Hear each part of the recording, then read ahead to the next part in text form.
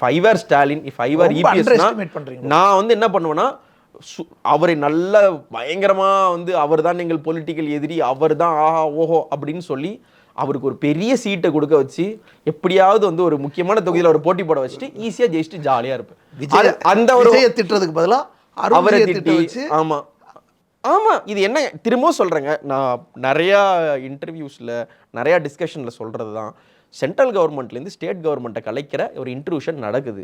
அந்த இன்ட்ரூஷன் எப்படி நடக்குதுன்னா, கொள்கை தலைவர்களை அவங்களால அனுப்ப முடியாது, ஏன்னா அவங்கள்ட்ட யாரும் கிடையாது. நீங்கள் ஸ்ட்ராங்கான கொள்கை தலைவர்னு காங்கிரஸில் ஒரு 10 பேர் சொல்லுங்களேன், தமிழகத்துக்கு வந்து சென்ட்ரல்லேருந்து இங்கே வந்துடுவாங்க. இங்கே இருக்கக்கூடிய தலைவர்களை எந்த வகையிலும் குறைச்சி மதிப்பிடலை, இங்கே இருக்கக்கூடிய தமிழக பாஜகவினரையும் குறைச்சி மதிப்பிடலை. அவங்களுக்கெல்லாம் அட்லீஸ்ட் கிரவுண்டு பாலிடிக்ஸ் தெரியும். இன்னும் சொல்ல போனால் மற்ற ஸ்டேட்டில் வந்து அவங்களுக்கெல்லாம் கேக் வாக், எந்த பிரச்சனையும் கிடையாது, ஒரு பாஜக என்ன வேணால் பண்ணலாம். ஆனால் திமுக அதிமுக இருக்கக்கூடிய இடத்துல காங்கிரஸையே அப்ரூவப்படுத்திய ஒரு மாநிலத்தில் பாஜகவுக்கு ஸ்கோப்பே கிடையாது.